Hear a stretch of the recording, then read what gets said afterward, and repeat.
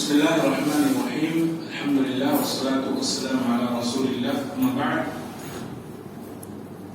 وقد قال النبي صلى الله عليه وسلم: إن الحلال بين وإن الحرام بين وبينهما أمور مشتبهات لا يعلمهن كثير من الناس فمن اتقى الشبهات فقد استبرأ لدينه وعرضه ومن وقع في الشبهات وقع في الحرام. كالراعي يرعى حول الحمى يوشك أن يرتع فيه ألا وإن لكل ملك حما ألا وإن حمى الله محارم ألا وإن في الجسد مضغة إذا صلحت صلح الجسد كله وإذا فسدت فسد الجسد كله ألا وهي القلب. எல்லா புகழும் இறைவனாகிய அல்லாஹ் ஒருவனுக்கே ஸலவாத்தும் ஸலாமும் நபிகள் நாயகம் ஸல்லல்லாஹு அலைஹி வஸல்லம் அவர்கள் மீதும் அவரது குடும்பத்தினர்கள் மீதும் அவரது வாழ்க்கை நெறியை தவறாமல் பின்பற்றி வாழ்ந்த சத்திய உத்தம சஹாபாக்கள், தாபிஈன்கள், தபூ தாபிஈன்கள், ஸலஃபு ஸாலிஹீன்கள், கண்ணியமிக்க இமாம்கள் மற்றும் நம் அனைவர் மீதும் உண்டாவதாக. அல்லாஹ்வுடைய மாபெரும் அருளால் புனிதமிக்க இந்த ரமலான் மாதத்தில் 5வது தராவீஹ் தொழுகையை முடித்துவிட்டு அவனது அருளை எதிர்பார்த்தவண்ணம் நாம் இங்கே அமர்ந்திருக்கின்றோம். அல்லாஹ் சுப்ஹானஹு வ தஆலா நம்முடைய நோன்புகளை, நம்முடைய இபாதத்துகளை, நம்முடைய தொழுகைகளை, நம்முடைய தான தர்மங்கள் அனைத்தையும் அல்லாஹ் சுப்ஹானஹு வ தஆலா ஏற்றதற்கு நிறைவான கூலி எம்மையும் மறுமையிலும் தந்து புரிவானாக என்று பிரார்த்தனாக எனது சிறிய உரையை நான் ஆரம்பம் செய்கின்றேன். அன்பானவர்களே, அல்-அர்பஊன் அன்-நவவிய்யா எனும் இமாம் நவவி ரஹிமஹுல்லாஹ் அவர்கள் தொகுத்த 40 ஹதீஸ்களில் இருந்து 6வது மற்றும் 7வது ஹதீஸை இன்ஷா அல்லாஹ் இன்று நாம் பார்க்க இருக்கின்றோம். 6வது ஹதீஸ், அல்லாஹ்வின் தூதர் ஸல்லல்லாஹு அலைஹி வஸல்லம் அவர்கள் ஹலால் மற்றும் ஹராம் இதை குறித்து மிக அழகாக விளக்கினார்கள். இந்த மார்க்கத்தை பொறுத்தவரையில் இதில் ஹலால் என்பது தெளிவாக கூறப்பட்டுள்ளது, ஹராம் என்பதும் தெளிவாக விவரிக்கப்பட்டுள்ளது. ஒரு முஸ்லிம் தனது வாழ்க்கையில் ஹலாலை மட்டுமே பேணி நடக்க வேண்டும், ஹராமை விட்டு அவர் விலகி இருக்க வேண்டும் என்பதற்காக மார்க்கத்தில் ஹலால் ஹராம் எது என்பதை தெளிவாக சொல்லப்பட்டிருக்கிறது. ஒவ்வொரு முஸ்லிமும் அதை கட்டாயமாக தெரிந்து கொள்வது அவசியமானது. எப்படி தொழுகை குறித்து அறிந்து கொள்வது அவன் மீது கடமையோ, எப்படி லா இலாஹ இல்லல்லாஹை பற்றி தெரிந்து கொள்வது அவன் மீது கடமையோ, அதே போல ஹலால் எது ஹராம் எது என்பதை தெரிந்து கொண்டு அதில் பேணுதலாக நடப்பது ஒரு முஸ்லிம் மீது கட்டாய கடமை. நபி ஸல்லல்லாஹு அலைஹி வஸல்லம் சொல்கிறார்கள், இன்னல் ஹலால பையினுன், நிச்சயமாக ஹலால் என்பது தெளிவானது.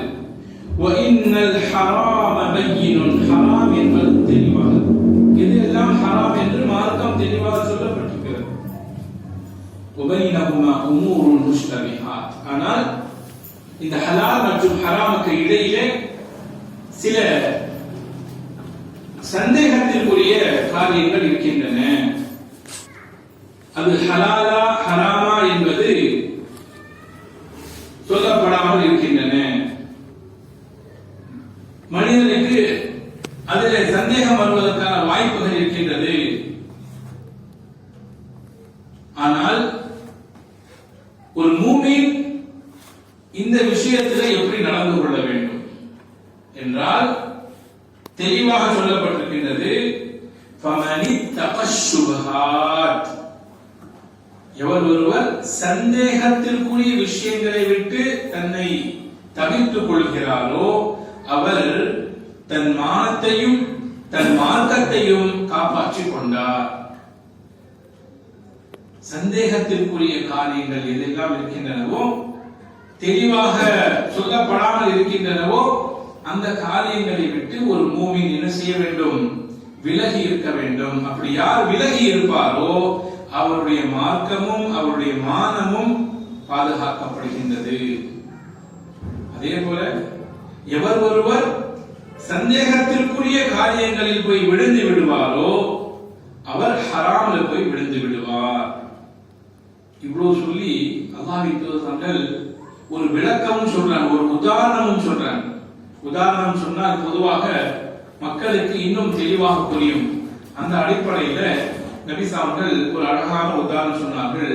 என்ன அப்படின்னா, ஒரு கால்நடைகளை மேய வைக்கக்கூடிய ஒருவர் மேய்ப்பாளர் தன்னுடைய கால்நடைகளை தன்னுடைய நிலத்தில் அவன் மேய விடலாம். ஆனால் அடுத்தவர்களுடைய நிலத்திற்கு அருகிலே தன்னுடைய கால்நடைகளை அவன் மேய விட்டால் என்ன ஆகும்? அது அந்த எல்லையை மீறுவதற்கான வாய்ப்பு இருக்கின்றது. அந்த கால்நடைகள் அந்த எல்லையை மீறி அடுத்தவர்களுடைய நிலத்தில் போய் மேய்வதற்கான வாய்ப்பு இருக்கின்றது.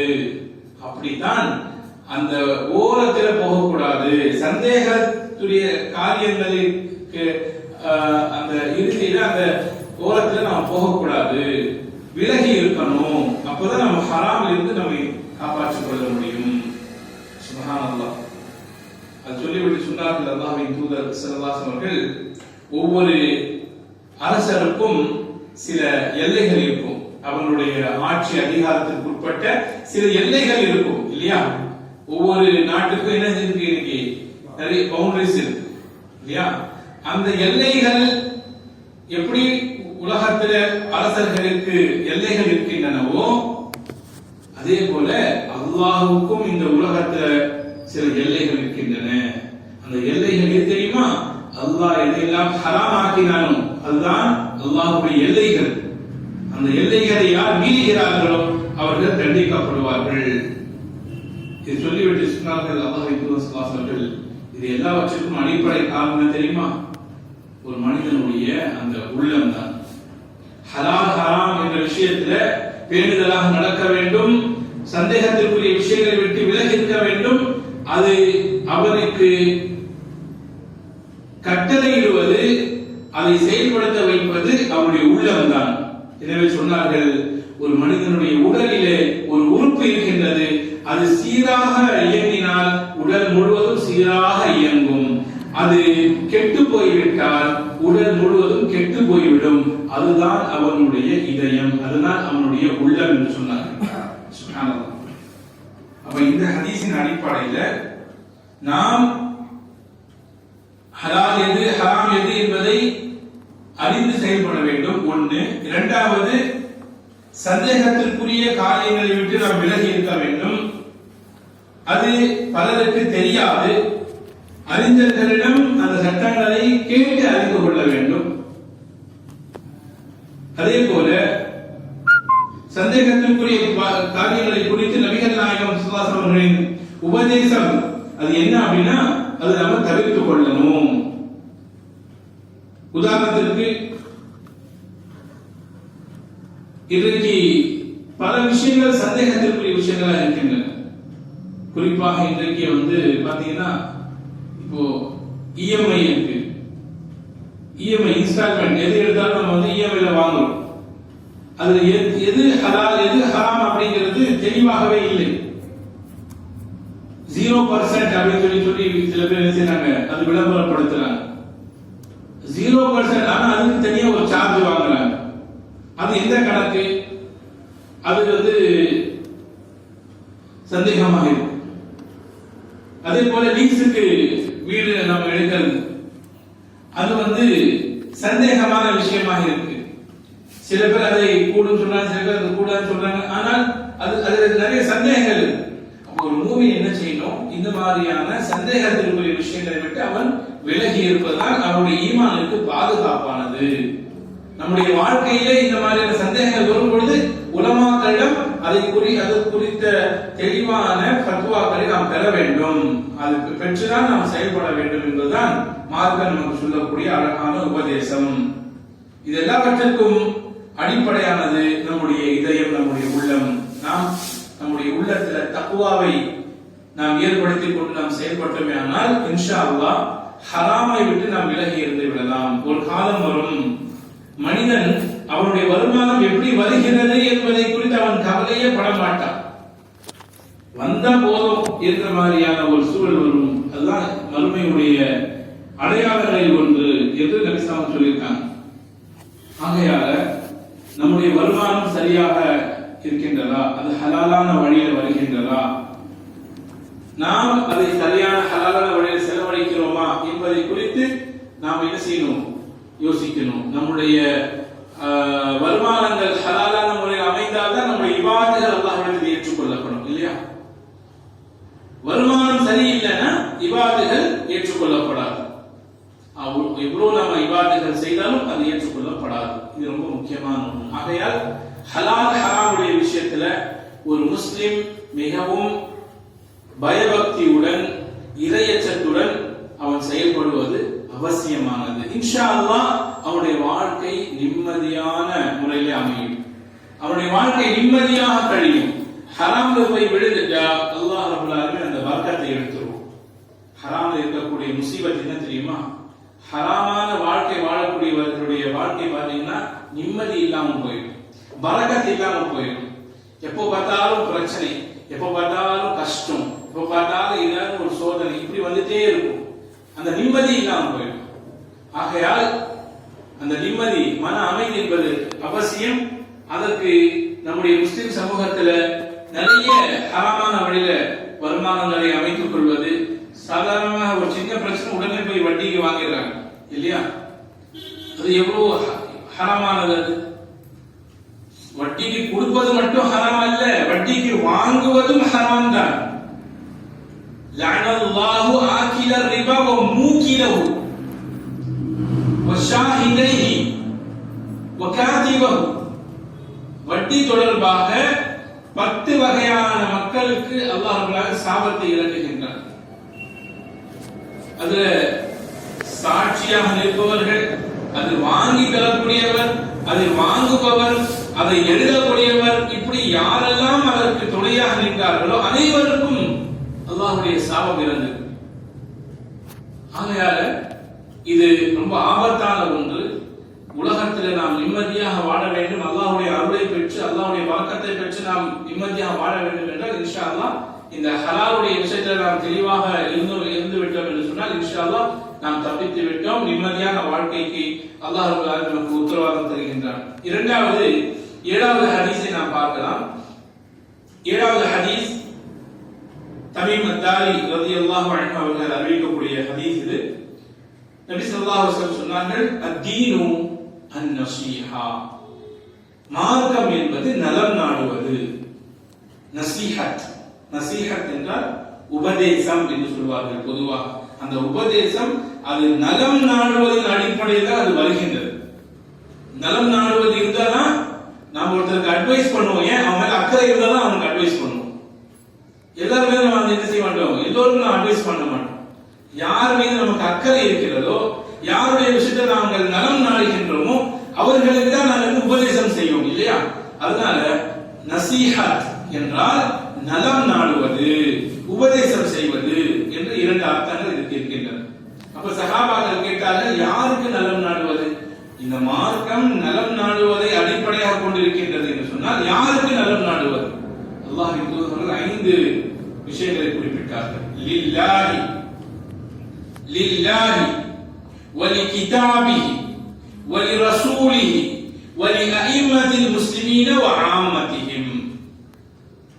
அல்லாஹ்வுக்கு நலம் நாடுவது, அல்லாஹ்வுடைய வேதத்திற்கு நலம் நாடுவது, அல்லாஹ்வுடைய தூதருக்கு நலம் நாடுவது, முஸ்லிம் பொறுப்பாளர்கள் மற்றும் தலைவர்களுக்கு நலம் நாடுவது, பொதுமக்களுக்கு நலம் நாடுவது.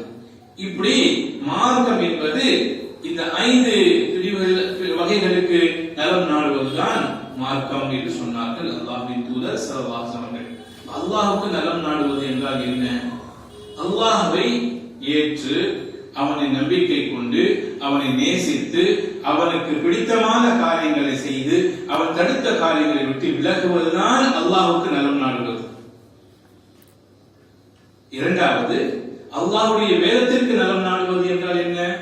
அல்லாஹ்வுடைய வேதத்தை ஈமான் கொண்டு அதை படித்து அதை ஓதி அதை மனனம் செய்து அதை சிந்தித்து அந்த செய்திகளை மற்றவர்களுக்கு எடுத்து வைத்து குர்ஆனின் படி வாழ்வதுதான் குர்ஆனுக்கு நலம் நாடுவது. மூன்றாவது, ரசூலுக்கு நலம் நாடுவது. எப்படி அல்லாஹ்வை நாம் நம்முடைய உயிருக்கு மேலாக நாம் நேசிக்கின்றோமோ அதே போல இறை தூதரையும் நமது உயிருக்கும் அதிகமாக நேசிக்கணும், அவர் மீது நம்பிக்கை கொள்ளணும், அவர் ஏவியதை எடுத்துக்கொள்ளணும், அவர் தடுத்ததை விட்டு விலகி இருக்கணும். மேலும் அவருக்கு எதிராக யாராவது ஏதேனும் கருத்து சொன்னால் அதை நாம் நிராகரிக்கணும், அதை நம்ம எதிர்க்கணும். மேலும் அல்லாஹ்வுடைய தூதர் ஸல்லல்லாஹு அலைஹி வஸல்லம் கொண்டு வந்த இந்த மார்க்கத்தை பிறரிடம் கொண்டு போய் சேர்க்கணும். இதுதான் அல்லாஹ்வுடைய தூதருக்கு நாம் நலம் நாடுவது. நாலாவது, முஸ்லிம் தலைவர்களுக்கு நலம் நாடுவது என்றால் என்ன? முஸ்லிம் தலைவர்களுடைய விஷயத்துல அவர்கள் நமக்கு பொறுப்பாளிகளாக இருக்கிறார்கள், எனவே அவர்களை நாம் நேசிக்கணும், அவர்களுக்காக துஆ செய்யணும், அவர்களுக்கு எதிராக கிளர்ச்சி செய்யக்கூடாது. அவர்கள் ஏதேனும் தவறு செய்தால் அவர்களுக்காக துஆ செய்யணும். யா அல்லாஹ் அவர்களை நீ சீர்படுத்து, யா அல்லாஹ் அவருடைய இதயங்களை நீ சீர்படுத்து என்று அவர்களுக்காக துஆ செய்யணும். இது முஸ்லிம் தலைவர்கள் இமாம்களுக்காக நாம் நலம் நாடுவது. இறுதியாக பொதுமக்களுக்கு நலம் நாடுவது என்றால் அவர்களுக்கு நன்மையை ஏவி தீமை விட்டு தடுப்பது. நன்மையை ஏவி தீமை விட்டு தடுப்பதுதான் ஒரு முஸ்லிம் இன்னொரு முஸ்லிமுக்கு செய்ய வேண்டிய மிக முக்கியமான நலம் நாடுதல். அவர்களுக்கு நன்மை ஏவுவது என்றால் என்ன? அவருக்கு குர்ஆனை பற்றி எடுத்து சொல்லணும், அவருக்கு இஸ்லாத்துடைய கடமைகளை எடுத்து சொல்லணும், அவருக்கு தௌஹீதை எடுத்து சொல்லணும், அவரை ஷிர்க்கை விட்டு தடுக்கணும், பித்அத்துகளை விட்டு தடுக்கணும், ஹராமான காரியங்களை விட்டு தடுக்கணும். இப்படி நன்மையை ஏவி தீமையை தடுக்கக்கூடிய அல் அம்ரு பில் மஅரூஃப் வன் நஹ்யு அனில் முன்கர், இதுதான் பொதுமக்களுக்கு நாம் நாட வேண்டிய நலம் என்று அல்லாஹ்வின் தூதர் ஸல்லல்லாஹு அலைஹி வஸல்லம் அவர்கள் அழகாக இந்த ஹதீஸின் மூலமாக நமக்கு சொல்லிக் கொடுத்திருக்கிறார்கள். எனவே இன்ஷா அல்லாஹ் இந்த அடிப்படையில் நாம் ஹலால் ஹராமை சரியாக பேணி சந்தேகத்திற்குரிய அனைத்தையும் விட்டு நாம் விலகிக் கொண்டு முஸ்லிம் சமூகத்திற்கு நலம் நாடக்கூடிய மக்களாக அல்லாஹ் ரப்பல் ஆலமீன் நம் அனைவரையும் ஆக்கி அருள் புரிவானாக. ஆமீன். வஆஹிரு தஅவானா அல்ஹம்துலில்லாஹி ரப்பில் ஆலமீன். சுப்ஹானக அல்லாஹும்ம வ பிஹம்திக அஷ்ஹது அன் லா இலாஹா இல்லா அன்த அஸ்தக்ஃபிருக வ அத்தூபு இலைக்.